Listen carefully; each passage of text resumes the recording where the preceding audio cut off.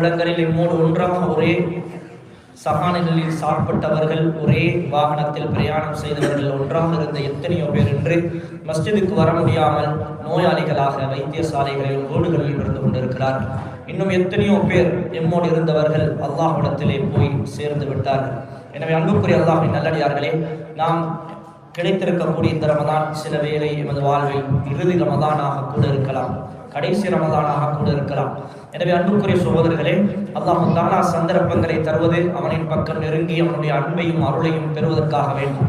இந்த லைலத்துல் கத்ர் என்று சொல்லக்கூடியது ஸல்லல்லாஹு அலைஹி வஸல்லம் சொன்னார்கள், கடைசி 10 ஒற்றைப்படை இரவுகளிலே நீங்கள் தேடிக்கொள்ளுங்கள் என்று.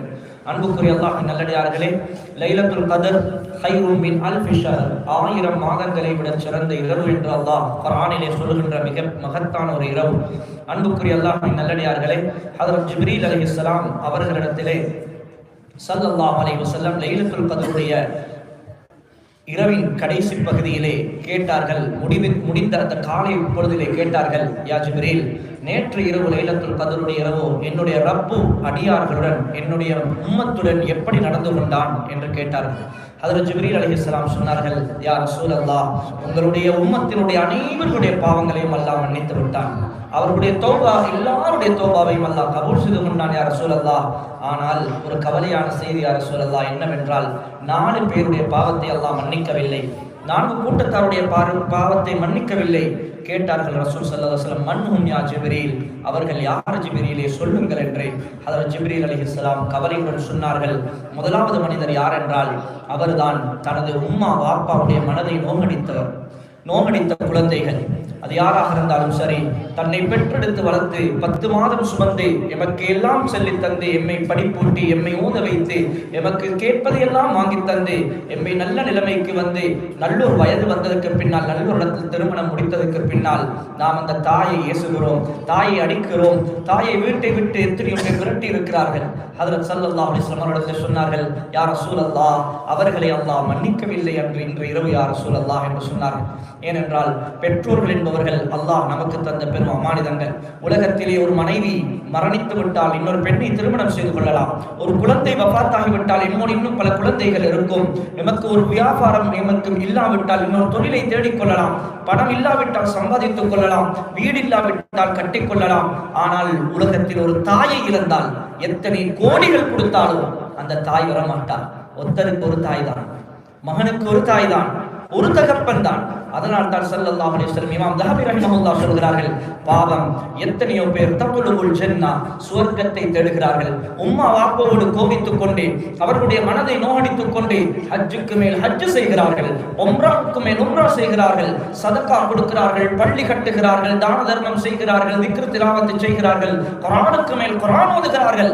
ஆனால் அவர்கள் சொல்லிவிட்டு சொல்கிறார்கள், மனிதா, நீ தேடுகின்ற சுவர்க்கம் ஹஜ்ஜிலும் இல்லை, உம்ராவிலும் இல்லை, சதகாவிலும் இல்லை, நீ தேடுகின்ற சுவர்க்கம் வஹிய தஹ்த அக்தாமி உம்மிக், உன்னுடைய தாயின் பாதத்தின் கீழால் தான் அந்த சுவர்க்கம் இருக்குது. வீட்டுக்குள் நீ சுவர்க்கத்தை வைத்துக் கொண்டு ஹஜ்ஜிலே போய் சுவர்க்கத்தை தேடுகிறாயே, உம்ராவிலே போய் சுவர்க்கத்தை தேடுகிறாயே என்று இமாம் தஹபி ரஹிமஹுல்லாஹ் அவர்கள் அழகாக சொல்கிறார். எனவே அன்புக்குரிய சகோதரர்களே, பெற்றோர்களுடைய மனதை நாம் ஒரு நாள் நோகடித்து விடக்கூடாது. அப்படித்தான் நொந்திருந்தாலும் கட்டாயம் அவர்களிடத்தில் கோல் பண்ணி சரி அவர்களிட்ட போய் மன்னிப்பு கேட்க வேண்டும். அவர்கள் மன்னிக்காத வரைக்கும் அல்லாஹ் மன்னிக்க மாட்டான். சகோதரர்களே, எந்த அளவுக்கு ஒரு தாயுடைய பெருமதி என்றால், அன்புக்குரிய சகோதரர்களே, ஒரு ஹதீஸை சொல்கிறேன், நான் நினைக்கிறேன் ஒரு ஹதீஸ் போதும் என்று. இமாம் முஸ்லிம் ரஹ்மஹுல்லாஹ் ஸஹீஹ் முஸ்லிமில் இந்த ஹதீஸை பதிவு செய்கிறார்கள். ஒரு ஆச்சரியமான ஹதீஸ். தாபியீன்களில் மிகச் சிறந்தவராக இருந்தவர் தான் உவைசுல் கர்னி என்று சொல்லக்கூடிய ஒரு மனிதர். நபி அவர்கள் மதீனாவிலே வாழக்கூடிய காலகட்டத்தில் உவைசுல் கர்னி யமனிலே வாழ்ந்து வருகிறார். அவர் கடைசி வரைக்கும் துடித்தார் நபியை பார்க்க வேண்டும் என்று. ஆனால் நபியை சந்திக்கக்கூடிய சந்தர்ப்பம் அவருக்கு கிடைக்கவில்லை, மிஸ் ஆகிட்டு. ஒரு தடவை நபி அவர்கள் மதீனாவிலே இருக்கிறார்கள், ஒரு மனிதரை பிடிச்சு அனுப்புறாரு, அல்லது அங்கிருந்து வரக்கூடிய ஒரு சகோதரர் சொல்றாரு, நான் என் உம்மோட ஹதுமத்தில் இருக்கிறேன், என் உம்ம நோயாளியாக இருக்கிறார், என் உம்ம வயசாளியாக இருக்கிறார், வேற யாரும் இல்லை என் உமக்கு ஹிதுமத் செய்யறதுக்கு, பணிவிட செய்யறதுக்கு நான் தான் இருக்கிறேன். நீங்க நபிட்ட கேளுங்க. நபி அனுமதிச்சா எனக்கு நபியை பார்க்க சரியான ஆசையாக இருக்குது, நபியை சந்திக்கணும், நான் நபியை சந்தித்து சஹாபி என்று சொல்லக்கூடிய அந்தஸ்தை அடைய ஆசையாக இருக்குது, நீங்க கொஞ்சம் கேளுங்களேன். நான் அப்படி நபி அவர்கள் அனுமதித்தா என் உம்மாவை உடனே விட்டு நான் அங்கு வருகிறேன் மதீனாவுக்கு என்று அந்த மனிதர் வந்து நபியை சந்தித்து சொல்கிறார், யா ரசூலல்லாஹ், உவைஸ் என்று சொல்லக்கூடிய ஒரு மனிதர் யமனிலே இருக்கிறாரு, அவர் உம்மோட ஹிதுமத்தில் இருக்கிறாரு, உம்மா வயசாளி, நோயாளி, உம்மாவை பார்க்க அவரை தவிர வேற மகன்மார் யாருமே இல்லை, ஆனா அவர் உங்கள்கிட்ட கேட்கிறார், உங்களை பார்க்க சரியான ஆசையாக இருக்கதாம் யா ரசூலல்லாஹ், நீங்க அனுமதிச்சா உடனடியாக உம்மாவை விட்டு வருவதாக சொல்கிறார். என்ன சொல்றீங்க யா ரசூலல்லாஹ் என்று கேட்ட பொழுது உயிரிலும் மேலான முஹம்மது ரசூலுல்லாஹ் ஸல்லல்லாஹு அலைஹி வஸல்லம் சொன்னார்களாம், உவைஸுக்கு சொல்லுங்கள், என்னை பார்ப்பதை விடவும், என்னை வந்து சந்தித்து பார்த்து சஹாபி என்று சொல்லக்கூடிய அந்தஸ்தை அடைவதை விடவும் உவைஸுக்கு சொல்லுங்கள், அவங்களோட உம்மட மத்தியில இருந்து உம்மாவுக்கு பணிவிடை செய்து, உம்மாவுக்கு உதவி செய்து, உபகாரம் செய்து உம்மட துஆவை பெற்று சுவர்க்கத்தை அடைந்து கொள்ள சொல்லுங்கள், என்னை சந்திக்க வேண்டிய அவசியம் கிடையாது என்று ஸல்லல்லாஹு அலைஹி வஸல்லம் சொன்னார்களாம். சுப்ஹானல்லாஹ். சொல்லிவிட்டு உமர் ரலியல்லாஹு அன்ஹு கூப்பிட்டு சொன்னார்களாம், சஹீஹான ஹதீஸ், சஹீஹ் முஸ்லிமின் ஹதீஸை பதிவு செய்கிறார்கள் இமாம் முஸ்லிம் ரஹிமஹுல்லாஹ், உமரே ரலியல்லாஹு அன்ஹு, உங்களுடைய காலத்திலே, உங்களுடைய ஹிலாஃபத்திலே, உங்களுடைய ஆட்சி காலம் இருக்கும் பொழுது யமன் நாட்டில் இருந்து ஒரு மனிதர் வருவார். அவருடைய பெயர் உவைஸ் இப்னு ஆமிர். அவர் கரண் கோத்திரத்தை சார்ந்தவர். அவர் இப்படிப்பட்ட ஒரு மனிதர். அவருடைய அடையாளம் எல்லாம் சொல்லி சொன்னார்கள். இந்த மனிதர் உம்ராவுக்காக வேண்டி உங்களுடைய காலத்தில் மக்காவை நோக்கி வருவார். அவர் வந்த சந்தர்ப்பத்தில் உங்களுக்கு முடியுமாக இருந்தால் கட்டாயம் அவரை சந்தியுங்கள் உமரே. நீங்கள் சந்தித்து உங்களுடைய பாவத்துக்காக அல்லாஹ்விடத்திலே மன்னிப்பு கேட்கும்படி நீங்கள் அவரிடத்திலே சொல்லுங்கள் என்று யாரிடத்திலே சொல்கிறார்கள்? உமர் ரலியல்லாஹு. உமர் ரலியல்லாஹு யாரு? சுவர்க்கத்தை கொண்டு நன்மாராயம் சொல்லப்பட்ட சஹாபி. சர்டிபிகேட் கொடுக்கப்பட்டது, நீங்க சுவர்க்கம் அன்தஃபில் ஜன்னா யா உமர் என்று நபியுடைய நாவினால் சர்டிபிகேட் கொடுக்கப்பட்டது. ஆனா நபியாவது சொன்னாங்க, அப்படி ஒரு மனிதர் வருவாரே, ஆனால் அவர் வந்து அவங்களோட பாவத்துக்காக அல்லாஹ்விடத்திலே மன்னிப்பு கேட்க சொல்லுங்க என்று அவருடைய துஆவை அல்லாஹ் உடனே கபூல் செய்வார். அப்படிப்பட்ட ஒரு நல்ல ஒரு சாலிஹான மனிதர் என்று வசியத்தாக சொல்லிவிட்டு நபி அவர்கள் பல காலங்களுக்கு, பல நாட்களுக்கு பின்னால் வஃபாத்தானார்கள். பின்பு நபியுடைய வஃபாத்துக்கு பின்னால் அபூபக்கரோட ஆட்சி, அதுக்கு பின்னால் உமர் ரலியல்லாஹு ஆட்சி. உமர் ரலியல்லாஹு இதை ஞாபகம் வைத்திருந்து உம்ராவுக்காக யமனில் இருந்து வரக்கூடிய ஒவ்வொரு கூட்டத்தார், ஒவ்வொரு ஜமாத்தினரிடத்திலும் போய் சந்தித்து கேட்பார்கள், எங்கிருந்து வாரீங்க? நான் யமன்ல இருந்து வருகிறோம். கேட்பார்களாம், அஃபீக்கும் ரஜுலுன் உவைஸ் இப்னு ஆமிர், உங்கள ஒரு மனிதர் இருக்கிறார் உவைஸ் இப்னு ஆமிர் என்று சொல்லி சொல்லுவாங்களாம். அப்படி ஒருத்தர் இல்லையே. அப்புறம் திரும்பி வந்துருவாங்களாம். இன்னொரு யமன்ல இருந்து வரக்கூடிய இவருக்கு எல்லாம் இவர் ஹலீஃபா கேள்விப்படும், யமன்ல இருந்து ஜமாத் வந்திருக்கு உம்ராவுக்காக வேண்டிய ஒரு கூட்டம் என்று ஓடி போவாங்க. பேத்து கேட்பாங்க, அஃபீக்கும் ரஜுலுன் உவைஸ் இப்னு ஆமிர், உவைஸ் இப்னு ஆமிர் ஒரு மனிதர் வந்திருக்கிறாரா? சொல்லுவாங்களா. அப்படி ஒருத்தர் வரலே.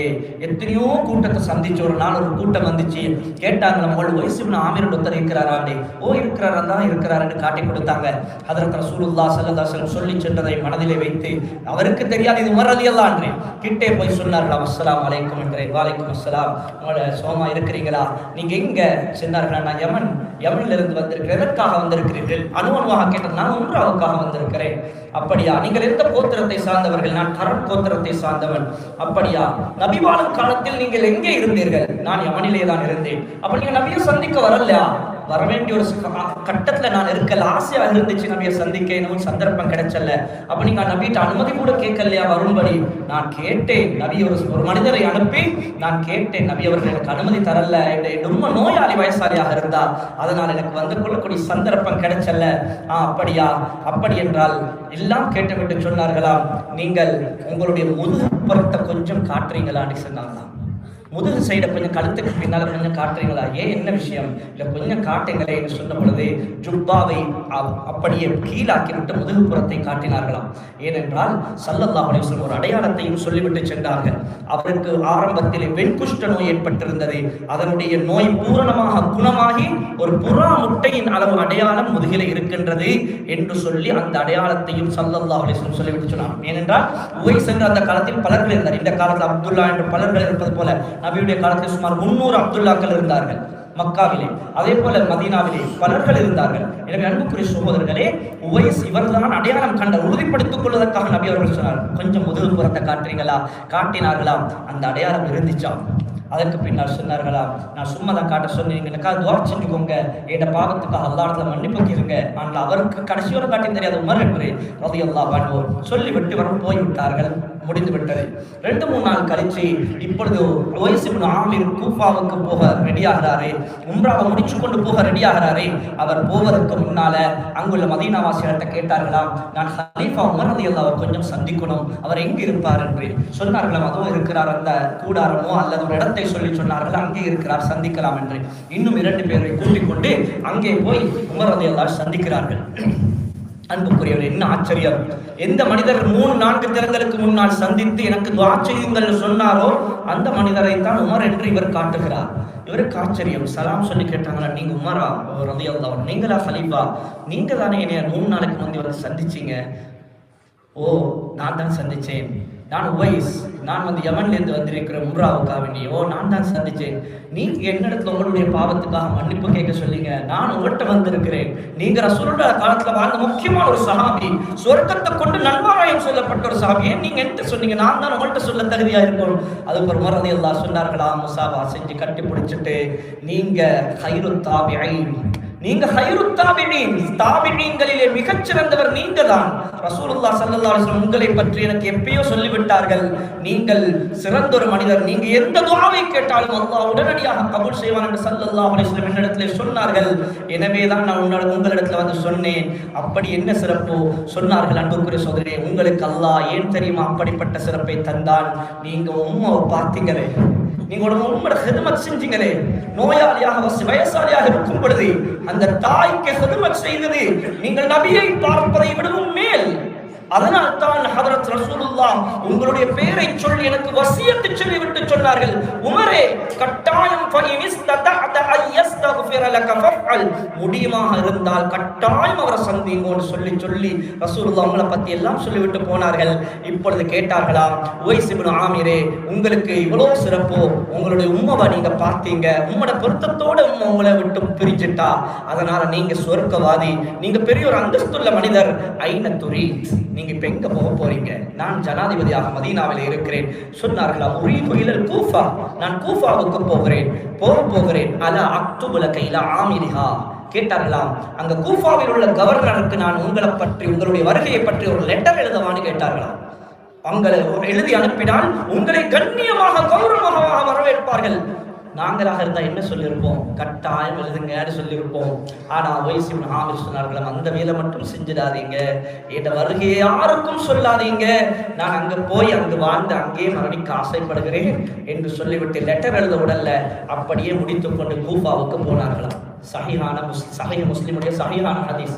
யோசித்து பாருங்கள் சோதரன், எந்த ஒரு ஹதீஸ் போதும் ஒரு உம்மட பொருத்தம், வாப்பட பொருத்தம், வாப்பட பொருத்தத்தில் தான் அல்லாஹ்வுடைய பொருத்தம் இருக்கு, வாப்பட கோபத்தில் தான் அல்லாஹ்வுடைய கோபம் இருக்குது என்று ரசூலுல்லாஹ் சும்மா சொல்லல. அதுல எவ்வளவு பெரிய ஒரு விடயம் இருக்கின்றது. உலகத்துல பாக்குறதுக்கு எங்கேயுமே நன்மை இல்லை. தொழுதாத்தான் நன்மை, திக்ர செஞ்சாத்தான் நன்மை, ஹஜ் செஞ்சாத்தான் நன்மை. ஆனா 3 விஷயம் பார்க்கும் காலம் எல்லாம் நன்மை. ஒன்று குர்ஆனை தொடர்ந்து பார்க்கும் காலம் எல்லாம் நன்மை, ஓதுறதுக்கு வேற நன்மை, காபத்துல்லாஹ் அதை பார்க்கும் காலம் எல்லாம் நன்மை, தவாஃப் செய்வதற்கு வேற நன்மை. அதே போன்று எங்களுடைய பெற்றோர்கள், எங்களை பெற்று வளர்த்த தாய் தந்தையர்கள், அவர்களை பார்க்கின்ற காலம் எல்லாம் அல்லாஹ் எங்களுக்கு நன்மையை தந்து கொண்டிருக்கிறான் சகோதரர்களே. எனவே அவர்களுடைய மனதை யாரெல்லாம் மோகடித்து வாழ்ந்தார்களோ, ஹதரத் ஜிப்ரீல் அலைஹிஸ்ஸலாம் சொன்னார்கள், லைலத்துல் கத்ருடைய இரவிலும் அல்லாஹ் அவர்களை மன்னிக்கவில்லை யா ரசூலல்லாஹ். கேட்டார்கள் ஸல்லல்லாஹு அலைஹி வஸல்லம், அடுத்தது யார் ஜிப்ரீல் சொல்லுங்களேன்? அடுத்தவர்கள் தான் போதை வஸ்துக்கு அடிமையானவர்கள்.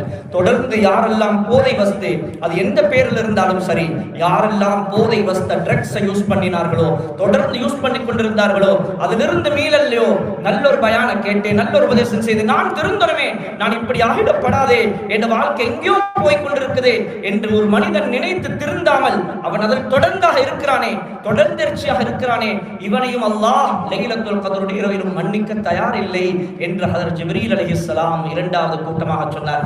எனவே அன்புக்குரியவர்களே, இந்த பயங்கரமான பாவத்தை விட்டும் குறிப்பாக எங்களுடைய குழந்தைகளை பாதுகாக்க வேண்டும். இன்றைக்கு எத்தனையோ பேர் சிறைச்சாலைகள் இருக்கிறார். நான் சொல்ல வேண்டிய அவசியம் இல்லை. எங்கள் நாட்டுடைய நிலைமை எல்லோருக்கும் தெரியும். அதிகமாக பரவிக்கொண்டு வரக்கூடிய ஒரு பயங்கரமான பாவம். இதனால இதிலிருந்து எல்லோரையும் பாதுகாக்க வேண்டும். மூணாவது கூட்டத்தாரை சொன்னார்கள் காத்திபுர் ரஹீம். மூணாவது யார்? லைலத்துல் கத்ருடைய இரவிலும் அல்லாஹ் மன்னிக்காத கூட்டத்தார் காத்திபுர் ரஹீம். சொன்னார்கள் உறவு முறையை துண்டித்து வாழக்கூடியவர்கள். யாரெல்லாம் உறவு முறையை துண்டித்து வாழ்கிறார்களோ, தாத்தாவோடு கோபம், தங்கச்சோடு கோபம், நானாவோடு கோபம், மச்சானோடு கோபம், மாமியோடு கோபம், மருமகனோடு கோபம், மைனியோடு கோபம். அன்புக்குரிய சகோதரர்களே, ஹஜ்ரத் ஸல்லல்லாஹு அலைஹி வஸல்லம் ஒரு ஹதீஸிலே சொன்னார்கள், இப்படி அமர்ந்து சொன்னார்கள், சஹாபாக்களே, லா தன்ஸிலுர் ரஹ்மத அலா கௌமின் ஃபீஹி காத்திபுர் ரஹீம். உறவு முறையை துண்டித்து வாழக்கூடிய ஒரு மனிதன் இருந்தாலும் அந்த மஜ்லிஸுக்கே அல்லாஹ்வுடைய ரஹ்மத் இறங்க மாட்டாது என்று ஒரு ஹதீஸிலே சொன்னார்கள். ஆச்சரியமான ஒரு ஹதீஸை சொன்ன பொழுது இந்த விடயத்தை சொல்லி கொஞ்ச நேரத்தில் ஒரு வாலிபன் அந்த மஜ்லிஸ் விட்டு எழுப்பி போனான். அன்புக்குரிய சகோதரர்களே, அத்தர்தீப் என்ற நூலிலே இந்த கிதாபில் எழுதுகிறார்கள், அந்த வாலிபன் போய் கொஞ்சம் தாமதமாக வந்து அமர்ந்து கொண்டான். நபி அவர்கள் நோட் பண்ணினார்கள். எல்லாம் முடிஞ்சிட்டு அந்த வாலிபன் ஒரு மூளைக்கு கூப்பிட்டு, வாலிபன் நீ எங்க போய் வந்தாய்? யா ரசூலல்லாஹ், நீங்க ஒரு ஆச்சரியம் விஷயத்தை சொன்னீங்க, எனக்கு இந்த மஜ்லிஸ்ல அதனால எனக்கு இருக்கேனா போச்சு. யார் உறவு முறையை துண்டித்து வாழக்கூடிய ஒரு மனிதர் இருந்தாலும் அல்லாஹ்வுடைய ரஹ்மத் அந்த ஒரு மஜ்லிஸுக்கே இறங்க மாட்டாது, அந்த கூட்டத்தாருக்கே அல்லாஹ் இறக்க மாட்டான் என்று சொன்னீங்க. நான் என் மாமியோடு மனஸ்தாபப்பட்டு கோபம் பிடிச்சு கொண்டு இருந்தேன் யா ரசூலல்லாஹ். நான் ஓடி போய்த்து என் மாமியை சந்திச்சு முசாபா செஞ்சு மன்னிப்பு கேட்டுட்டு வந்தேன் யா ரசூலல்லாஹ். இன்னின் மூலமாக இந்த கூட்டத்துக்கே அல்லாஹ்வுடைய ரஹ்மத் இறங்கல. நான் எவ்வளவு பெரிய நஷ்டவாளி, நான் எவ்வளவு பெரிய கை செய்த முடியவன் யா ரசூலல்லாஹ். அதனாலதான் நான் அப்படி போய் செஞ்சுட்டு வந்தேன் என்று சொன்னார்கள். எனவே அன்புக்குரிய சோதர்களே, குடும்பம் என்றால், ஊர் என்றால், மஹல்லா என்றால், சமூகம் என்றால் பிரச்சனைகள் வரும், பிளவுகள் வரும். ஒருவர் கோபம் உள்ளவர்கள் இருப்பார்கள், அதிகம் கோபம் வரக்கூடியவர்கள் இருப்பார்கள். 5 பேர்கள் ஒன்று மாதிரி இல்லை. அதனால நாங்கள் எப்பொழுதும் ஒற்றுமையை கடைபிடிக்க வேண்டும். யாருடைய மனதையும் நோகடிக்க கூடாது. மனம் இருக்கின்றது, உள்ளம் நொந்து விட்டால் ஒரு மனிதனுடைய கண்ணீர் எங்களுடைய வாழ்க்கையில நிம்மதியாக வாழவிட மாட்டாது. அதனால் தான் ஸல்லல்லாஹு அலைஹி வஸல்லம் காபத்துல்லாவை பாருங்க, எவ்வளவு பெரிய ஒரு புனிதமான இடம். காபத்துல்லாவை யார் சரி உடைக்கிறாண்டா எவ்வளவு உள்ளம் துடிக்கும். நாங்க எவ்வளவு கவலைப்படுவோம், காபத்துல்லா உடைச்சு வந்திருக்கிறானா, எவ்வளவு பெரிய தைரியம் உள்ளவன் என்று. அந்த காபாவை தவாஃப் செய்வதற்காக லப்பைக் அல்லாஹும்ம லப்பைக் லப்பைக் லா ஷரீக லக லப்பைக் இன்னல் ஹம்த வன் நிஅமத லக வல் முல்க லா ஷரீக லக் என்று சொல்லக்கூடிய அந்த சங்கநாதத்தை அணிந்து கொண்டு, இஹ்ராமுடைய ஆடையை அணிந்து கொண்டு லட்சக்கணக்கான மக்கள் பல லட்சக்கணக்கான ரூபாய்களை செலவழித்துக் கொண்டு அந்த காபாவை தவாஃப் செய்கிறார்கள், ஹஜ்ருல் அஸ்வதை முத்தமிடுகிறார்கள், சஃபா மர்வாவை சஅய் செய்கிறார்கள். அந்த காபாவை பார்த்து சொன்னார்களாம் ரசூலுல்லாஹ், காபாவே மா அத்யபகி, நீ மனமான காபா, வ அத்யப ரீஹகி வ அஅலம ஹுர்மதகி வல் முஃமினு அஅலமு ஹுர்மதன் மின்கி இன்னல்லாஹ தஆலா ஜஅலகி ஹராமா வ ஹர்ரம மினல் முஃமினி மா லஹு வ தமஹு வ இர்தஹு வ அன் நظن பிஹி ظنًا سيئا. காபா, நீ எவ்வளவு மனமான காபாவாக இருக்கிறாய், நீ உயர்வான காபாவாக இருக்கிறாய். ஆனால் நீ நினைத்துக்கோ காபாவே, ஒரு முஃமினுடைய மானம், அவனுடைய உள்ளம் இருக்கிறே, உன்னை விட மேலானது காபாவே, உன்னை விட மேலானது. ஒரு முஃமினுடைய உள்ளத்தை உடைப்பது காபாவை உடைப்பதை விடவும் மிகவும் பாரதூரமானது என்பதைத்தான் ஹதரத் ரசூலுல்லாஹ் ஸல்லல்லாஹு அலைஹி வஸல்லம் சொன்னார்கள். எனவே அன்புக்குரியவர்களே, யாருடைய மனதையும் நோகடித்து விடக்கூடாது. நாங்கள் எல்லோரும் ஒற்றுமையாக இருக்க வேண்டும். நாங்கள் அப்படி மனதுகள் நொந்தால் உடனடியாக மன்னிப்பு கேட்க வேண்டும். ஒருவரை ஒருவர் புரிந்துணர்வோடு நடந்து கொள்ள வேண்டும். என்றால் வாழ்றது காலம் ஒரு கொஞ்ச காலம் தான் உலகத்துக்கு வாழ வந்திருக்கிறோம். ஒருக்கத்தான் மௌத்து. மௌத்தானதுக்கு பின்னால் ஐயோ அப்படி செய்யுச்சு, இப்படி செய்யிருச்சு, அநியாயம் அவரோட பேசிச்சு, அநியாயம் சும்மா அநியாயத்துக்கு சண்டை பிடிச்சோமே என்று அதுக்கு பின்னால கத்தி கதறி அழுது எந்த பிரயோஜனமும் இல்லை சகோதரர்களே.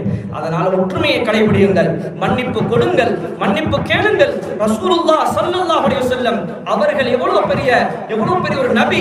அவர்கள் உலகத்தில் வந்த எத்தனையோ கட்டங்கள்ல வந்த சந்தர்ப்பத்தில் மன்னித்தார்கள், மன்னிப்பை கையில் எடுத்தார்கள். அதனால் தான் இஸ்லாத்துக்குள் கூட்டம் கூட்டமாக வந்தார்கள்.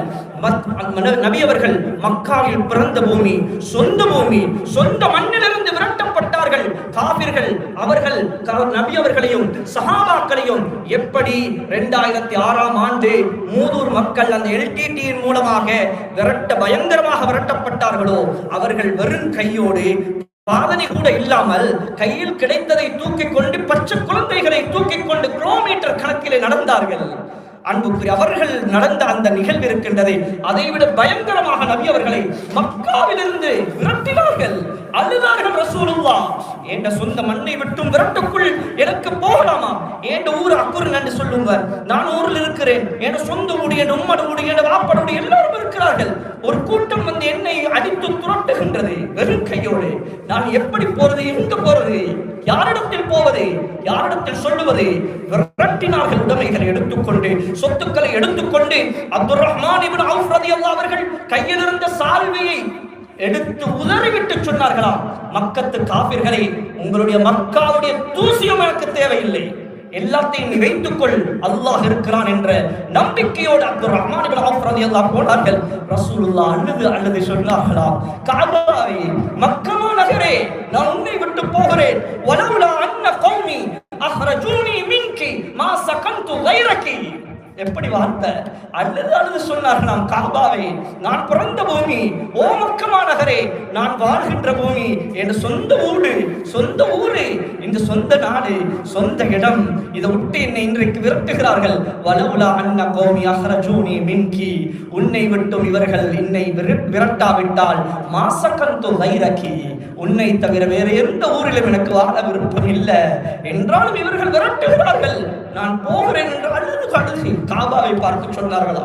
போய் ரசூலுல்லாஹ்வுக்கு ஹிஜ்ரி 8ஆம் ஆண்டு அல்லாஹ் மீண்டும் அந்த இழந்த காபாவை மீட்டிக் கொடுத்தான். அதுதான் ரமலானுடைய மாதத்தில் நபி அவர்கள் 8 ஹிஜ்ரி 8ஆம் ஆண்டு காபாவை கைப்பற்ற வருகிறார்கள். காபிர்கள் நடுங்கினார்களா? நபியை விரட்டியவர்கள் நடுங்கினார்கள். அடியே, இன்றைக்கு எங்களை கழுத்து போக போகுது. அன்றைக்கு ஒட்டக குடலை கழுத்திலே போட்டோம். அந்த ரசூலுல்லாஹ் ஒட்டக கடலை கழுத்திலே போட்டு ஏசி விரட்டி உடைமைகளையும் சொத்துக்களையும் அபகரித்துக் கொண்டு வெறும் கையோடு அவர்களை நாங்கள் விரட்டினோம்.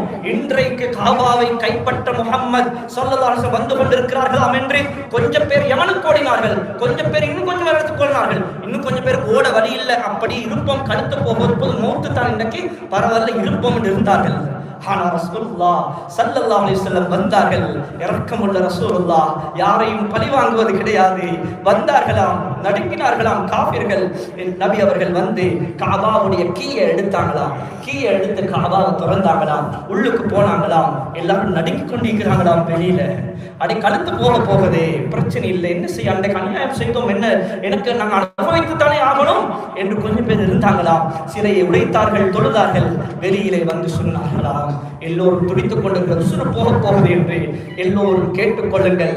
நீங்கள் அன்று என்னை விரட்டினீர்கள், அதை நான் மறந்து விட்டேன், யாரும் அதனை வைத்துக் கொள்ள வேண்டாம். எப்படி யூசுப் அலைஹிஸ்ஸலாத்தை அவர்களுடைய சகோதரர்கள் கிணற்றிலே கொண்டு போய் போட்டார்கள் வாப்பக்கு தெரியாம. யூசுப் சூராவை கொஞ்சம் படித்து பாருங்கள், நீண்ட சம்பவம். யூசுப் நபியை கொண்டு போய் கிணத்துல போட்டாங்க சாகும்படி, அவனை மௌத்தாக்குறதுக்காக அல்லாஹ் ஆட்சியை கொடுத்தான் எகிப்துல வச்சு. அந்த யூசுப் நபி 30 வருஷத்துக்கு பின்னால் எகிப்துல இருக்கும் பொழுது யாரெல்லாம் குழந்தைகள் சகோதரர்கள் கிணத்துல போட்டாங்களோ அவங்க யூசுப் நபியை சந்திக்கிறதுக்கு ஒரு தேவைக்காக போகிறார்கள். பஞ்சம் காரணமாக, கஷ்டம் காரணமாக. ஹஜ்ரத் யூசுப் நபிக்கு தெரியும், என்னை கிணத்துல போட்டவங்க வாராங்க 30 வருஷத்துக்கு பிறகு. 30 வருடத்துக்கு பின்னால சொன்னாங்க, லா தஸ்ரீப அலைக்குமுல் யௌம், இன்றைக்கு உங்கள் மீது எந்த குற்றமும் இல்லை, நான் அவங்களை மன்னிச்சிட்டேன் என்று சொன்னாங்களாம். அதே வார்த்தையை ரசூலுல்லாஹ் சொல்லி சொன்னார்களாம், ஓ மக்கத்து காபிர்களே, என்னை விரட்டியவர்களே, என்னுடைய உடைமைகளை அபகரித்து, என்னுடைய சஹாபாக்களுடைய உடைமைகளையும் அபகரித்து விரட்டியவர்களே, இன்றைக்கு நான் சொல்கிறேன் அந்த யூசுப் நபி சொன்னதை, லா தஸ்ரீப அலைக்குமுல் யௌம், உங்கள் மீது எந்த குற்றமும் இல்லை, நான் உங்களை மன்னித்து விட்டேன் என்று. அபூ ஜஹலுடைய மனைவி, அபூ ஜஹலுடைய மகன் இக்ரிமா, அவனுடைய வைஃப் ஓடி வந்து நபிட்ட கேட்டாங்களாம், யா ரசூலல்லாஹ், என்னுடைய கணவர் இக்ரிமா உங்களுக்கு பயந்து எவனுக்கு ஓடிட்டாரு, நான் அவரை கூட்டிக் கொண்டு வந்தா நீங்க மன்னிப்பு கொடுப்பீங்களா? நபி அவர்கள் சொன்னார்களாம், நான் மன்னிக்கிறேன், நீ கூட்டிக் கொண்டு வா. போனார்களாம். இக்ரிமாவுடைய மனைவி யமனுக்கு போறதுக்கு இக்ரிமா போட்ல ஏறி இருக்கிறாரு, அவர் கப்பல்ல ஏறி இருக்கிறார், போறதுக்கு வாங்க கூப்பிட்டாங்களா, வாங்க கணவரே வாங்க, எங்க வர, வாங்க மக்காவுக்கு போறோம், பைத்தியமானக்கு முகம்மது வந்திருக்கிறார், எங்களை கொண்டுடுவாரு, நாங்க அன்றைக்கு விரட்டினோம் சொன்னார்களாம். அவர்கிட்ட நான் சொன்னேன், அவர்கிட்ட வாக்கெடுத்து கொண்டு நான் வந்திருக்கிறேன், வாங்க. என்ன சொன்னாய், நீ கேட்டியா? ஓ, நான் கேட்டேன், என்னுடைய கணவர் இப்படித்தான் யமனுக்கு ஓடுகிறாரு, நீங்க வந்த மன்னிப்பு கொடுப்பீங்களா கேட்டேன். ஆம் சொன்னார். அப்படி நபி சொன்னா, முகம்மது சொன்னா, அது உண்மையாகத்தான் இருக்கும் என்று தெரியும். வந்தார்களாம். பாருங்க, மனைவி கணவனை கூட்டிக் கொண்டு வந்து நேரடியாக ரசூலுல்லாஹ்ட்ட வரல, ஒளிச்சு வச்சுட்டு நான் மறுபடியும் கேட்டுட்டு வாரேன் இருக்கும் ரசூலுல்லாஹ்ட்ட. யா ரசூலல்லாஹ், நீங்க சொன்னீங்க மன்னிக்கிறேன், என் கணவரை கூட்டிக் கொண்டு வந்தா மன்னிக்கிறேன்னு சொல்லி நான் கூட்டிக் கொண்டு வந்திருக்கிறேன், மன்னிப்பீங்களா? ஓ, கூட்டிக் கொண்டு வாங்க, கொஞ்சம் இருங்க சொல்லிட்டு சொன்னாங்க. இப்ப கூட்டிக் கொண்டு வராதீங்க. சஹாபாக்கள் எல்லோரையும் கூப்பிட்டு சொன்னாங்களாம், ஓ சஹாபாக்களே, இப்பொழுது இக்ரிமா வந்து கொண்டிருக்கிறார். இன்ன இக்ரிமத யஅதி இலைக்கும் முஃமினன் முஹாஜிரா. அவர் முஃமினாக முஹாஜிராக ஹிஜ்ரத் செய்து ஒரு இடத்திலிருந்து இங்கு வந்து கொண்டிருக்கிறாரே. வலா தசுப்பு அபாஹு. அவங்களோட வாப்பா அபூ ஜஹலுக்கு நீங்க ஏசிடவானம். அவர் செத்து எப்பயோ, அவர் பத்ர்ல செத்துட்டாரு, அவருக்கு நீங்க ஏசிடவானம். வலா தசுப்பு அபாஹு ஃபஇன்ன சப்பல் மையத் யூதில் ஹை. நிச்சயமாக மௌத்தானாக்களுக்கு ஏசறதால உயிரோடு இருக்கக்கூடியவர்களுடைய உள்ளத்துல நோய்விங்க வரும். நீங்க யாருக்கும் ஏசி பழச பேசிடவானம். யாரும் சஹாபாக்களே, பழச மறந்துடுங்க, பேசிடாதீங்க. அவர் வந்தா கண்ணியமாக வரவேறுங்க, எதையும் பேசல. அதுக்கப்புறம் ரசூலுல்லாஹ் சொல்லுங்க, இப்ப கூட்டிட்டு வாங்கன்னு இக்ரிமாவை கூட்டிக் கொண்டு வந்தார்கள். மனைவி வந்ததற்கு பின்னால் நபியை கட்டி பிடித்தார்கள், கையை பிடித்து அஷ்ஹது அல்லா இலாஹ இல்லல்லாஹ் வ அஷ்ஹது அன்னக ரசூலுல்லாஹ், நான் அல்லாஹ்வை வணக்கத்திற்கிறேன், நான் அல்லாஹ்வை தவிர வேறு யாரும் இல்லை, நீங்கள் தான் அல்லாஹ்வின் தூதர் என்று சாட்சி சொல்கிறேன் என்று உடனடியாக இஸ்லாத்தை ஏற்றுக்கொண்டார். ஆனால் நபி அவர்கள் என்ன சொன்னார்கள்? நான் மன்னிக்கிறேன், பழச பேசுவான். பழச பேசி பேசி பேசி சமூகத்துல பழைய குப்பையை தோண்டின நாட்டம் தான் அடிக்கும். அதனால் அன்புக்குரிய சோதரர்களே, பழச மறந்துடணும், மறைச்சணும். ஹஜ்ரத் அபூபக்கர் சித்திக் ரலியல்லாஹு அன்ஹு அவர்களுடைய மனைவி ஆயிஷாவுடைய விடயத்தில் இட்டு கட்டிய பொழுது, நான் மிஸ்தஹுக்கு இதுக்கு பின்னால் செலவழிக்க மாட்டேன் சொன்னார்கள். மிஸ்தஹுக்கு செலவழித்துக் கொண்டிருந்தார்கள். சொன்னார்களாம், அல்லாஹ் குர்ஆனுடைய ஆயத்தை இறக்கினானாம், யா அபா பக்கர் அலா துஹிப்பூன அய்யக்ஃபிரல்லாஹு லக்கும். அல்லாஹ்வே மன்னிக்கொள்ளும். நீங்க இங்க வந்திருக்கீங்க, நாங்க இங்க வந்திருக்கிறோம், பள்ளிக்கு வந்திருக்கிறோம், என் ரப்பு என்னைய மன்னிக்கணும். ஆனா எனக்கு என்ன சகோதரன் மன்னிக்க எனக்கேதா? ஆனா அல்லாஹ் என்ன பாவத்தை மன்னிச்சோன்னு நான் இன்றைக்கு வந்திருக்கிறேன். ஆனா என்னுடைய நண்பருடைய பாவத்தை எனக்கு மன்னிக்கலா, என்ன தாத்தட பாவத்தை, என்ன தங்கச்சிட தவற, என்ன நானோட தவற, மச்சண்ட தவற எனக்கு மன்னிக்கலா. நான் அல்லாஹ் மன்னிக்கணும்னு வந்திருக்கிறேன். அதனால் அபூபக்கர் ரலியல்லாஹு சொன்னாங்க, அலா துஹிப்பூன அய்யக்ஃபிரல்லாஹு லக்கும். அல்லாஹ் உங்களை மன்னிச்சோம்னு நீங்க விரும்ப மாட்டீங்களா? விரும்புவீங்க தானே? எனவே ஃபல்யஃபு வல்யஸ்ஃபஹு. அபூபக்கரே, நீங்க அவரை மன்னிங்கோ, மறந்துருங்கோ, அதை பத்தி பேசவானா. தவறு மனிதன் செய்யக்கூடியவங்க, தவறுக்கு மதைக்கு மத்தியில் தான் அல்லாஹ் படைச்சான் என்ற ஆயத்தை அல்லாஹ் தஆலா குர்ஆனில் இறக்கி அவர்களுக்கு சொன்னார். எனவே அன்புக்குரியவர்களே, மன்னிப்போம், மன்னிப்பு கேட்போம், மன்னிப்பு கொடுப்போம். நாங்க செகண்ட் ஆகிறதா, நாங்க அவர்கிட்ட போய் கேட்கிறதா, அவர்கிட்ட எப்படி கேட்கிறது, அவர்தானே தவறு.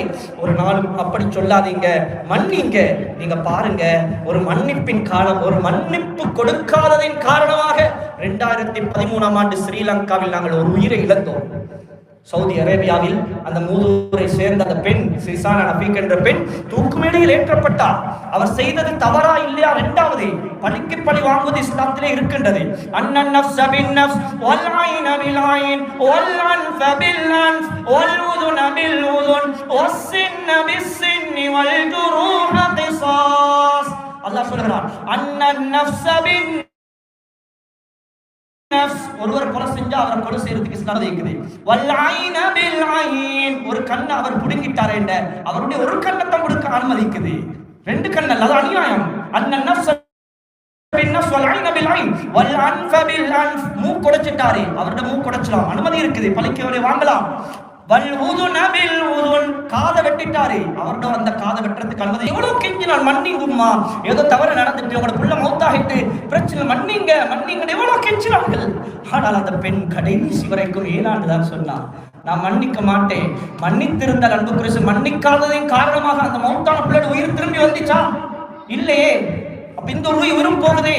இந்த பெண் வாழ்ந்திருந்தால் அவள் எவ்வளவு துவா செஞ்சிருப்பா, எவ்வளவு அல்லாஹ்விடத்தில் அழுதிருப்பா, அவரோட உம்மா அப்பா எவ்வளவு சந்தோஷப்பட்டிருப்பார்கள்.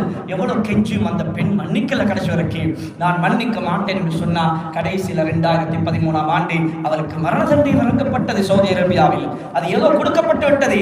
ஆனால் இன்று மன்னித்திருந்தால் இன்ஷா அல்லாஹ், அல்லாஹ்வுடைய நாட்டம், இன்று உயிர் வாழ்ந்திருப்பா. நாங்கள் மூதூர் போன சந்தர்ப்பத்தில் ஒரு 2-3 பேர் சேர்ந்து காய்ச்சி கொண்டு இருக்கும்போது ஒரு ஆலிம் சிலர், வாங்க ஹசரத் அந்த வீட்டை கொஞ்சம் பார்த்துட்டு வருவோம் என்று அந்த வீட்டுக்கு போனால் ஓலை குடிசை சகோதரர்களே, ஊடு வந்து ஓலை குடிசை, நெல் இதெல்லாம் போட்டு பின்னி இருக்கின்றது. அன்புக்குரிய சகோதரர்களே, அதுக்கு பின்னர் புதிய வீடு கட்டி கொடுத்திருக்கு, அதையும் கூட்டிக் போய் காட்டினார்கள். கட்டி எத்தனை வீடு கட்டி கொடுத்தாலும் போன உயிர் திரும்பி வருமா சகோதரர்களே? ஒரு மன்னிப்பு. அதனால நாங்க எங்கட சமூகத்துல, எங்கட மஹல்லால, எங்கட ஊர்ல, எங்கட குடும்பத்துல தவறுகள் நடக்கும். மனிதன் என்ற ரீதியில் மனிதன் தவறுக்கும் படைக்கப்பட்டிருக்க இருக்கிறான். நாங்க மன்னிப்போம், மன்னிப்பு கொடுப்போம், மன்னிப்பு கேட்போம், ஒருவர் அனுசரித்து கண்ணியமாக நடப்போம். இன்றைக்கு இந்த மஸ்ஜித் மாஷா அல்லாஹ் இன்றைக்கு சுஜுக்கால எவ்வளவு அழகான ஒரு மஸ்ஜிதாக அல்ஹம்துலில்லாஹ் தந்திருக்கிறார். இன்றைக்கு எத்தனையோ பேர், நேற்று முதலாவது ஒருத்தர் பேசினார், ஹசரத் ஜும்மா இல்ல ஹசரத் எத்தனையோ நாள் வர இயலா வாரான்னு சொன்ன 3 அவர் தூரம் ஜும்மாக்கு வரணும், முடிச்சுட்டு அவரை போற ஒரு நாள் ஒதுக்கணும் ஹசரத். 7 பேர் இருக்கிறோம், நாங்க கொஞ்சம் இமாம் ஜமாத்தா கொஞ்சம் தொழுது கொள்றோம் ஹசரத், இது ரமதான் இப்படி போகுது, கவலை இருக்குது ஹசரத்னு சொன்னாங்க. இன்றைக்கு அல்ஹம்துலில்லாஹ் இத பள்ளி அல்லாஹ் தந்திருக்கிறான். அழகா குர்ஆன் ஓதி தொழுகிறோம், அழகா பயான்கள் நடக்குது, அமல் செய்யக்கூடிய பாக்கியத்தை தந்திருக்கிறான், எத்திகாஃப் இருக்கிறோம். இதனுடைய பொறுமதி விலை மதிக்க முடியாத சகோதரர்களே. எனவே நாங்கள் எல்லோரும் ஒரு தாய் பெற்ற குழந்தைகள் போன்று ஒற்றுமையாக இருக்கணும். பிரச்சனைகள் வரும் பொழுது ஒருவருடைய தவறை கண்டால் மற்றவர்கள் போய் ரோட்டிலும் அங்கிலும் அங்கே பேசுறதல்ல. ஒரு தவறு என்னுடைய தவறை கண்டா நீங்க என்கிட்ட வந்து கேட்கணும். நான் ஒரு பயான் ஒரு விஷயம் சொன்னா நீங்க அதை ஊர்ல வைத்து பேசுறதை விட, ஹஸ்ரத் நீங்க பயான் இப்படி ஒரு விஷயம் சொன்னீங்க, அது எப்படி, அது சரியா சஹீஹா, அது லைஃபானதா, அது எங்க வருது, எப்படி சரியா என்று என்கிட்ட கேட்டா நான் அதற்குரிய தீர்வை தருவேன். நான் உதாரணமா சொல்றேன். அது மாதிரிதான் உங்கள்கிட்ட ஒரு பெரிய கண்ட இப்படி செஞ்சார் அவர் என்ன ஒரு நோக்கத்துல செஞ்சிருப்பாரு. நான் ஊரெல்லாம் பெறடிச்சோனே அதுக்கு ஒரு கோல் பண்ணி சொல்லுவார், அவர் அதுக்கல்லையாண்டா செஞ்ச, அது வேற என்னமோ நோக்கத்துக்கு தான் செஞ்சிருக்கிறார். அப்படியாமா, அப்ப சாரி மன்னிச்சுக்கோங்க. அதுக்கப்புறம் என்ன மன்னிப்பு கேட்க எல்லாரும் வாட்ஸ்அப்லையும் ஃபேஸ்புக்லையும் சோசியல் மீடியாவில் பரவி அவரோட மானம் உடைஞ்சு என்ன செய்யணும் இப்படி கேவலப்படுத்த நான் செஞ்ச இதுக்கல்ல என்ன நீயத்து வேணாம் என்று அவர் எவ்வளவு கவலைப்பட்டிருப்பாரு. அதுக்கு பின்னால் எத்தனை பேருக்கு நாங்க சொல்ல இப்படி எல்லாம் அது அதுக்கு செஞ்சா இதுக்கு தான் செஞ்சிருக்கிறார், அதுக்கு தான் செஞ்சிருக்கிறார். அன்புக்குரிய சோதரிகளே, எனவே தவறுகள் வரும் பொழுது அது நிர்வாகத்துடைய தவறாக இருக்கலாம், ஊர் மக்களுடைய தவறாக இருக்கலாம், மஸ்ஜிதுல் இமாமுடைய தவறாக இருக்கலாம், என்னுடைய பேசக்கூடிய என்னுடைய தவறாக இருக்கலாம். அது என்னோடு வந்து பேசி எங்களோட முடிச்சுக்கொள்ளணும். அப்ப யாருக்கும் கீபத் பேசக்கூடிய சந்தர்ப்பம் உருவாக மாட்டாது. அடுத்தவனை பத்தி பேசக்கூடிய சந்தர்ப்பம் இது மிச்சமே கட்டாகிடும். எனவே சகோதரர்களே, நாங்க அவங்க சம்பந்தப்பட்டவர்களோட பேசி தீர்த்துக் கொள்ளணும். அதே போல இந்த மஸ்ஜிதுக்கு மாஷா அல்லாஹ் இவ்வளவு அழகாக யாரெல்லாம் பொருளால் பணத்தால் எத்தனை பேர் உதவி செய்திருக்கிறார்கள். நிச்சயமாக நீங்க எல்லாரும் மஸ்ஜிதுக்கு வரணும். நீங்க எப்படி எந்த கொள்கையில் இருந்தாலும் பிரச்சனை இல்லை. கருத்து வேறுபாடு இருக்குது, மார்க்கத்துல இல்லாமல் இல்ல. தொழுகையில 200க்கும் மேற்பட்ட கருத்து வேறுபாடுகள் இமாம்களுக்கு மத்தியில் இருக்குது. தொழுகையில 200க்கும் மேற்பட்ட கருத்து வேறுபாடுகள் இருக்குது. ஆனா இமாம்கள் யாரும் அடிச்சு கொண்டாங்களா? நகமும் சதையும் போன்றிருந்தார்கள். எத்தனையோ பேர் சிலர்கள் குனூத் ஓதுவார்கள். இமாம் அபூ ஹனீஃபா ரஹ்மத்துல்லாஹி குனூத் ஓத தேவையில்லை, அவர்கள் ஒரு ஹதீஸை ஆதாரமாக சொல்கிறார்கள். இமாம் ஷாஃபி ரஹ்மத்துல்லாஹி குனூத் ஓதணும், ஆனா 2 பேரும் கழுத்துல கையை போட்டுக் கொண்டு தான் இருந்தார்கள். அவர்கள் கண்ணியப்படுத்தினார்கள், இவர்களை கண்ணியப்படுத்தினார், அவர் இவரை கண்ணியப்படுத்தினார். ஒற்றுமைக்கு சீர்குலைக்கவில்லை. நீங்க சொல்றீங்க அன்புக்குரியவர்களே, குல்லவது பிரபில் ஃபலக்கும் குல்லவது பிரபின் நாசும், அது எதற்காக இறங்கிச்சு? ரசூலுல்லாஹ்வுடைய சூனிய விஷயத்துக்காக இறங்கிச்சு.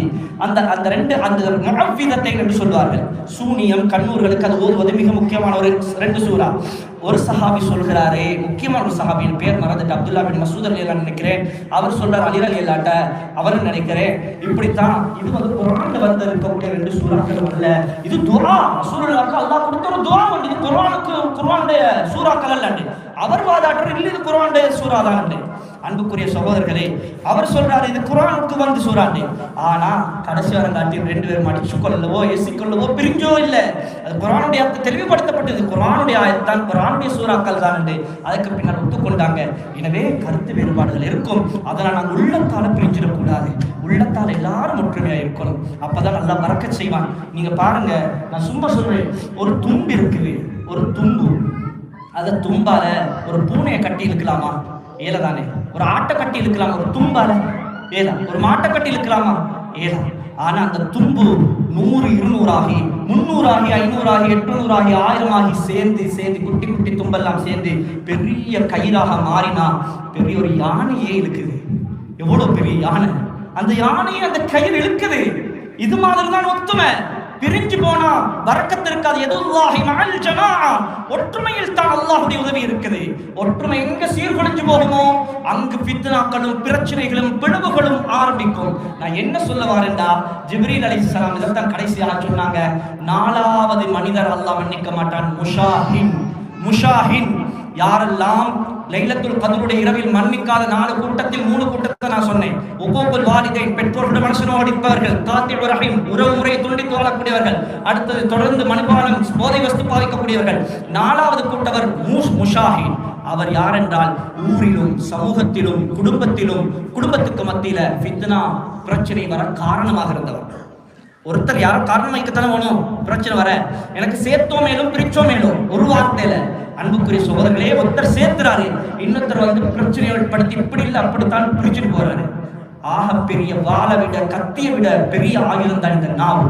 இது வந்து சும்மா இருக்காது. இந்த நாவு தான் நரகத்துக்கு அதிகமானவர்களை இழுத்துக் கொண்டு போகும் என்று ஸல்லல்லாஹு அலைஹி வஸல்லம் சொன்னார்கள். எனவே அன்புக்குரியவர்களே, குறைகளை மறைப்போம், மன்னிப்போம். ஒருவருடைய உள்ளத்தை நோகடிக்காமல் இரக்கமாக பண்பாக தவறுகள் நடக்கும் பொழுது விட்டு கொடுப்போடு புரிந்துணர்வோடு ஒருவரை ஒருவர் மதித்து நடக்கும் பொழுது சுப்ஹானல்லாஹ், எங்களோட ஊர்ல பரக்கத் வரும், எங்களோட ஊர்ல அல்லாஹ்வுடைய உதவி வரும், சந்தோஷமாக வாழ்வோம், பிரச்சனை இல்லாம வாழ்வோம். தலைமைத்துவத்துக்கு கட்டுப்பட வேண்டும். அது யாராக இருந்தாலும் சரி, நீக்ரோ ஹபஷி, கருப்பு நிற ஹபஷி உங்களுக்கு தலைவராக நியமிக்கப்பட்டாலும் அவருக்கு நீங்க கட்டுப்பட்டதுதான் வாஜிப். அவர் என்ன இவர் இப்படி சொல்றாரு, அவர் தலைவர், அவருக்கு அவரை பொறுப்பா போட்டிக்குது என் ஜமாத்துக்கு, நான் நினைச்ச மாதிரி நினைப்பேன், அவர் என்னத்தை சொல்றாரு இப்படி. அன்புக்குரியவர்களே, யார் தலைமைத்துவத்துக்கு கட்டுப்படாமல் நடக்கிறார்களோ அவர்களுக்கு சுவர்க்கத்துடைய இன்பம் கிடைக்க மாட்டாது என்பதை ஸல்லல்லாஹு அலைஹி வஸல்லம் சொல்லி இருக்கிறார்கள். எனவே தலைமைத்துவத்துக்கு கட்டுப்பட வேண்டும், ஒருவரை ஒருவர் மதிக்க வேண்டும். அப்பொழுதுதான் ஊரிலே பரக்கத் வரும். பிரச்சனைகள் பிளவுகள் வரும் பொழுது நாங்கள் ஒற்றுமையாக்கி வச்சிடும். யாரும் பிரிஞ்சு மரத்துக்கு பேசப்படாது, எல்லாரும் ஒற்றுமையாக. ஒற்றுமை அல் ஃபித்னத்து அஷத்து மினல் கத்ல். குர்ஆன் சொல்லுது, கொலையை விட பயங்கரமான ஒன்றுதான் ஃபித்னா. கொலை செய்யறதானே, ஒருவனை கொலை செஞ்சா முடிஞ்சு, அவன் செத்துட்டான், அதுக்கப்புறம் அடக்கிறதா அவனோட வேலை. ஃபித்னா வந்தா அதுக்கு பின்னால் எவ்வளவு பெரிய ஃபித்னாக்கள் உருவாகும், அதுக்கப்புறம் எத்தனையோ கொலைகள் உருவாகும், எத்தனையோ பெரிய மனங்கள் நோகும், எத்தனையோ காபாவை உடைத்த பாவம் எங்களுக்கு கிடைச்சும். எனவே அன்புக்குரிய சகோதரர்களே, யாருடைய உள்ளத்தை நோகடிக்க கூடாது, ஒற்றுமையாக வாழ்வோம். இன்றைக்கு நாங்கள் ஒரு முடிவு எடுப்போம், இந்த லைலத்துல் கத்ருடைய இரவுல நான் யாருடனும் கோபம் பிடிச்சப்படாது, எல்லாரையும் நல்லப்படுத்தணும், மனசு நல்ல சந்தோஷமாக எல்லாருடைய உள்ளத்தையும் என்றுதான் இந்த உலகத்தொட்டு பிரியணும். அதனால் தான் ஸல்லல்லாஹு அலைஹி வஸல்லம் ஒரு சஹாபியை பார்த்து சொன்னார்கள், சொர்க்கவாதியை பார்ப்பதாக இருந்தால் இவரை பார்த்துக் கொள்ளுங்கள், அவர் பள்ளி பக்கமே வாரதில்லை. சஹாபாக்களோட முக்காவாசி 24 அமர்ந்திருக்கக்கூடிய சஹாபாக்கள் பார்த்தாங்களாம், நாங்க இவ்வளவு காலம் இவங்களோட இவ்வளவு நேரம் இருக்கிறோம், எங்கேயோ வந்து சஹாபி உண்ட ரசூலுல்லாஹ் சொர்க்கவாதின்னு சொன்னார். என்ன விஷயம்? ஸ்லீப்பர் கையில தூக்கி கொண்டு வந்து ஒழு செஞ்சுட்டு இருக்கு, ஸ்லீப்பரோட கையில தூக்கிட்டு வந்தாராம். ஒரு வயசாலி, ஒரு சாதாரண மனிதன். இவர் என்னடா, இவருக்கு என்ன சுவர்க்கவாதின்னு ரசூலுல்லாஹ் சொன்னாங்க, என்ன விஷயம் இருக்குதுன்னு ஒரு சஹாபி, நாங்க எல்லாரும் தெரிஞ்ச ஹதீஸ், அவர் வீட்டுல பேத்துக்கு போய்க்கு சொல்லி நின்று இரவை கழிச்சு என்ன அமலிக்கிறன்னு நோட் பண்ணிக்கிறாரு, தூங்காம முழு இரவு. பார்த்தா ஒரு ஹதீஸ்ல அவர் தஹஜ்ஜத் கூட அவர் சொல்லலையா, அவர் தஹஜ்ஜத்தை விட பொறுமதியானதான் இந்த அமல், நான் சொல்லக்கூடிய அமல் தஹஜ்ஜத் கூட சொல்லலையா. இன்னொரு ஹதீஸ்ல வந்து வளமையா போல எங்களை மாதிரி பெரிய அமல் எதுவுமே சொல்லல, ஃபர்லான வணக்கம் சுபஹ தொழுதுட்டு பேசாம திக்ர் செஞ்சு கொஞ்சம் குர்ஆன் ஓதி இருந்தாராம். காலையில இருந்து கேட்டாராம், இங்க வாங்க, நான் வந்தது என்னோட வைஃபோடு உள்ள பிரச்சனை அல்ல, எனக்கு நான் வந்தது உங்களை கொஞ்சம் செக் பண்ண, உங்களை ரசூலுல்லாஹ் சுருக்கவாதின்னு சொன்னாங்க, உங்கள்கிட்ட என்ன அமலிக்கு அப்படி கொஞ்சம் செல்லுங்களே, எனக்கு அப்படி பெரிய அமலோட்டம் இல்லைன்னு சொல்லிட்டு தான் இதை சொன்னாங்களாம். என்னண்டா, நான் வந்து உண்மையில சொல்ல போன யாரை பத்தியும் என் உள்ளத்துல கெட்ட எண்ணம் இல்லை, எல்லாரும் பார்த்தாலும் நான் நல்ல மனிதர், எதை செஞ்சாலும் அவர் என்னை விட சிறந்தவர், அவர் அல்லாஹ்விடத்தில் என்னை விட மேலானவரை, என்கிட்ட 1000 குறை இருக்குது, என்கிட்ட 1000 தவறு இருக்குது, அவர் சிறந்தவர் என்று என் உள்ளத்தை எவ்வாறு பார்த்தாலும் நல்லெண்ணம் தான் எனக்கு இருக்கும், வேற எந்த அமலும் என்னிடத்துல இல்லை என்பதை சஹாபியிடத்தை படித்துக் கொடுத்தார்கள் ஸல்லல்லாஹு அலைஹி வஸல்லம். உண்மையிலே அதைத்தான் வைத்து சொர்க்கவாதி என்று சொல்லி இருக்கிறார்கள். எனவே அன்புக்குரியவர்களே, நான் என்ன சொல்ல வேண்டாம், ஒற்றுமைப்படுவோம், ஒன்றுபடும். அல்லாஹ் அதில் பரக்கத்தை வச்சிருக்கிறான். அதே போன்று எமது மனைவிமார்கள் ஒரு ஹதீஸில் பெருநாளுடைய ஃபத்வா, இதை மட்டும் நான் சொல்லி முடிச்சு கொள்றேன்.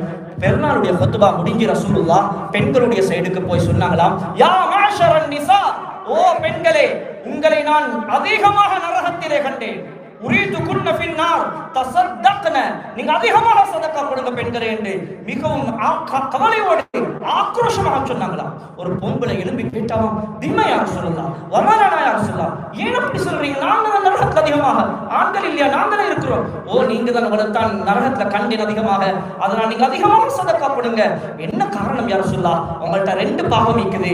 என்னண்டா, ஒன்று வதக்ஸர்னல் லிஅன வதக்ஃபுர்னல் அஷீர, நீங்க அதிகமாக திட்டக்கூடிய பழக்கம் உங்கள்கிட்ட இருக்குது, பதுவா செய்யக்கூடிய பழக்கம் அதிகமாக பெண்களிடத்தில் இருக்குது. இப்பொழுது மாஷாஅல்லாஹ் குறவு நான் சொல்றேன், அந்த காலத்துல ரசூலுல்லாஹ் சொன்னாங்க, அப்படி இருந்தால் இப்ப இருந்தால் நாங்கள் எல்லாம் ஆக்கிக்கொள்ளும், நாசமா போ, அழிஞ்சு போ, உள்ளக்காக இருந்தாலும் பயங்கரமான சகோதரர்களே, அதனுடைய பாரதூரம் விளங்காம எத்தனை பேர் செய்யறாங்க.